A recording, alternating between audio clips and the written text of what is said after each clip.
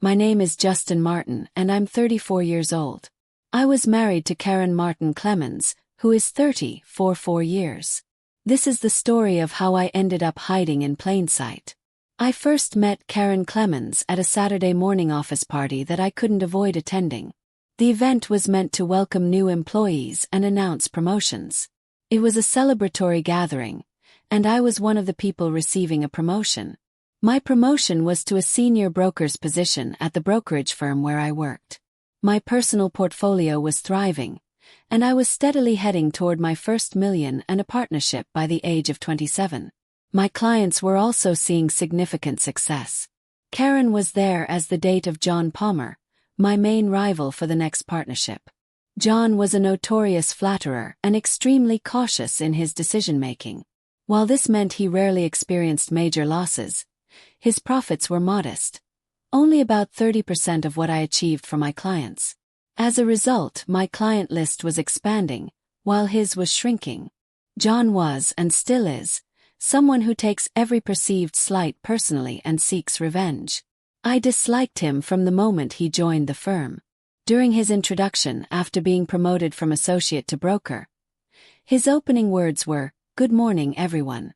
I'm going to be the next partner within the next 2 years, and I'll become the top producer here. So watch out."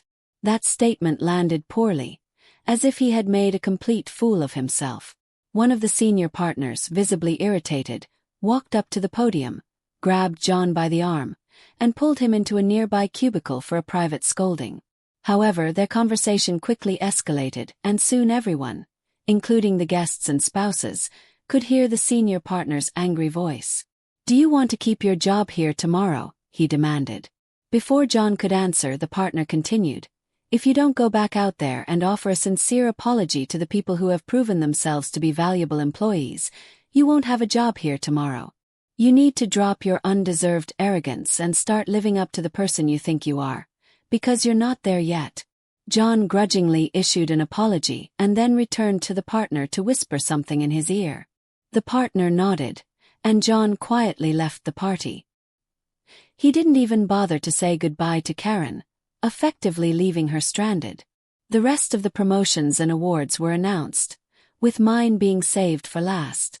When my name was called, I was asked to say a few words. "Good morning, everyone," I began. "I know you don't want to sit through a long-winded speech, but let's be honest. It's me talking," I joked, earning some chuckles from the audience. I stood at the podium, preparing to say a few words. "I need to thank our research team," I began. "They're the ones who helped me develop strategies for my clients. Without their support, I wouldn't be standing here today. So, research team, lunch is on me at OK Casey's once the party wraps up." With that, I returned to the celebration. Soon after, one of the senior partners approached me quietly. He congratulated me and informed me that my partnership would be officially granted at the next board meeting. He then asked if I could give a ride home to the young lady who had accompanied John Palmer to the event. I agreed and walked over to introduce myself. The young woman hadn't been formally introduced during the party, so I greeted her with a smile. "Hi, I'm Justin Martin," I said. "I'm Karen Clemens," she replied with a smile of her own. "I've been given the delightful task of taking you home or wherever you need to go," I said, adding with a playful grin. "This might just be the most pleasant assignment I've had in ages." She giggled. "Maybe not. I could be the Wicked Witch of the East, and you just haven't seen that side of me yet." "I highly doubt that," I countered. "A fairy princess or a genie, maybe, but definitely not a witch." My comment earned a full belly laugh from her. Karen then explained that she was John's cousin by marriage and had been dating him. She added that after witnessing his behavior at the party, she had decided their relationship was over. I drove her back to her apartment, and as I dropped her off, I laughed and pointed to a nearby building. "That's the condo I'm leasing, just outside your complex." Karen smiled and asked, "Would you like to meet sometime away from the office?" "I'd like that," I replied. We exchanged phone numbers and I headed back to work. The next morning, John showed up at the office and headed to his cubicle, which was next to my old one. Spotting it empty, he assumed I had quit or been fired. He let out a whoop and even did a fist pump, until he noticed the sign painter putting my name on the door of my new office. John went silent for the rest of the day and, from that point on, never hurled another verbal insult my way. Later I called Karen and we made plans for a date the following weekend. We had a great time, and during our conversations she shared more about John. She told me that he had angrily called her the day after the party to ask how she got home. When she told him that I had taken her and that she was done with him, he hung up on her. That was the last time they spoke.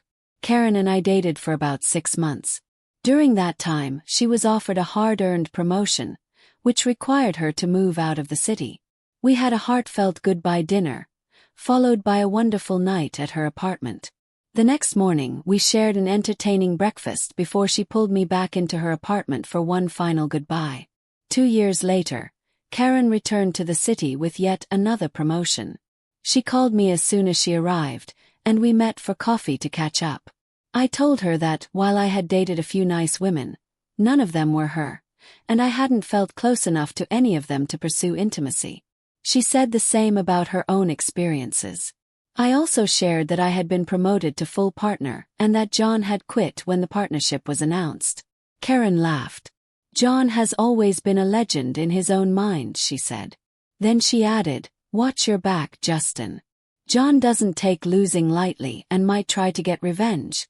We began dating again, and over the next 18 months, our relationship grew stronger. Eventually I asked Karen to marry me and she said yes. To protect our assets, we agreed to sign a prenuptial agreement.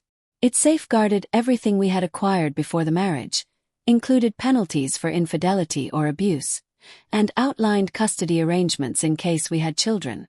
Our wedding was beautiful, and the reception was a joyful celebration. For our honeymoon, we took a Caribbean cruise to Antigua, St. Kitts, and the U.S. Virgin Islands. The trip was glorious, and when we returned, I surprised Karen with a wedding gift: a home on 80 acres in the small town of Pearson, Michigan.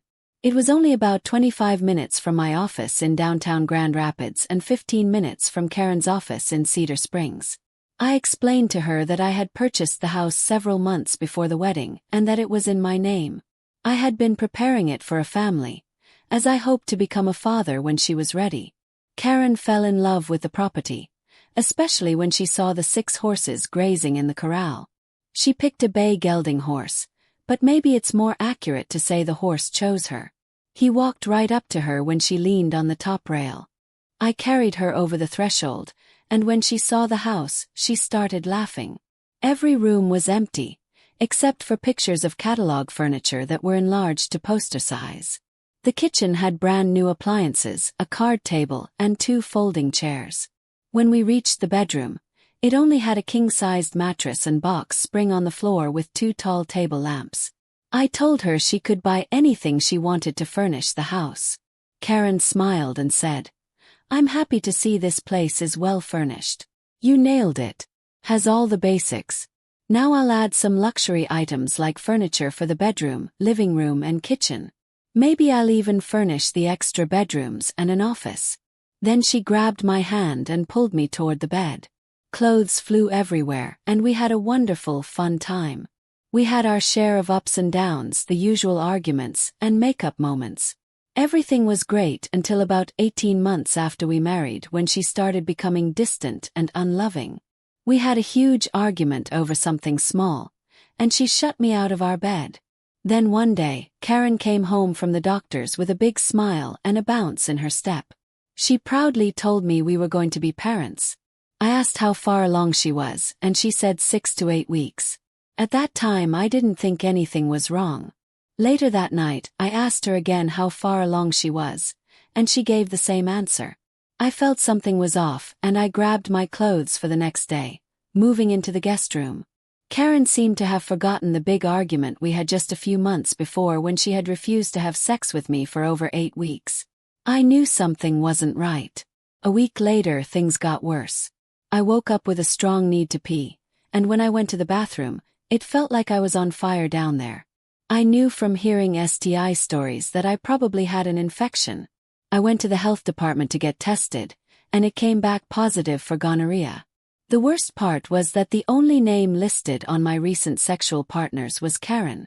I spoke to the clinic staff and asked them to delay telling my wife for 5 days, so it would be the following Wednesday. They agreed. I drove home in a bad mood and stopped at the drugstore to pick up 3 prescriptions. I moved into the guest room again, taking all my clothes with me. Karen came home from work just as I was putting the last of my things into the guest room.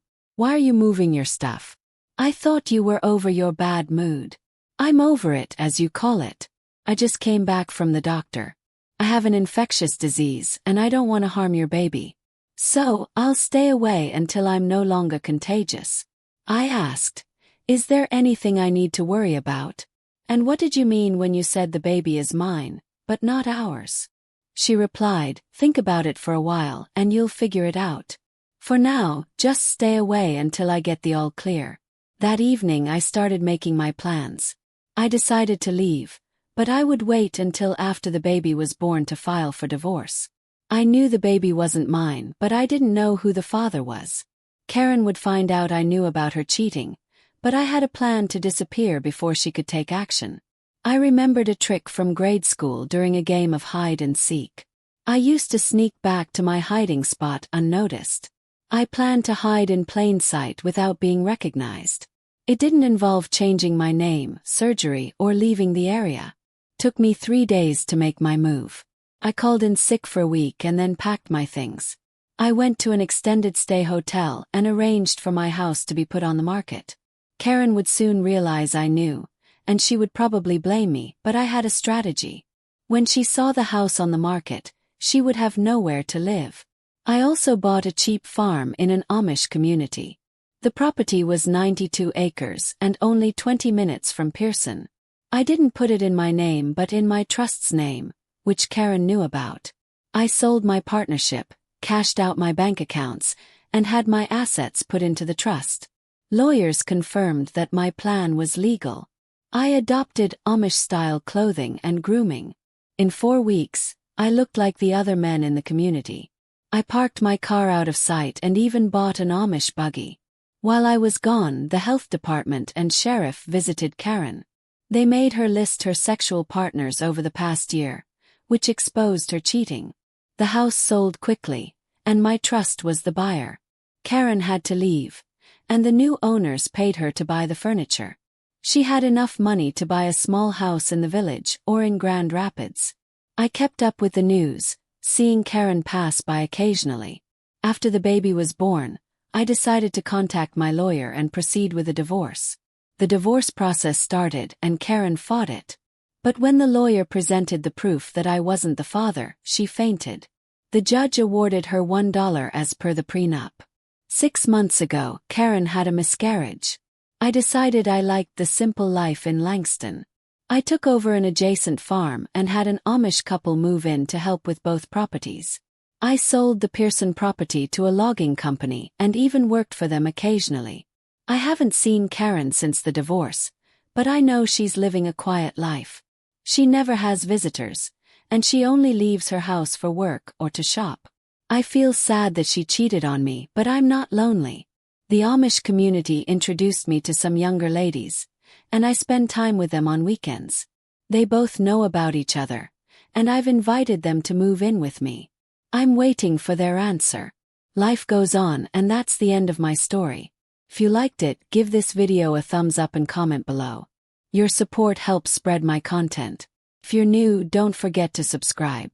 It really helps me keep creating stories for you. Thanks for watching, and I'll see you next time.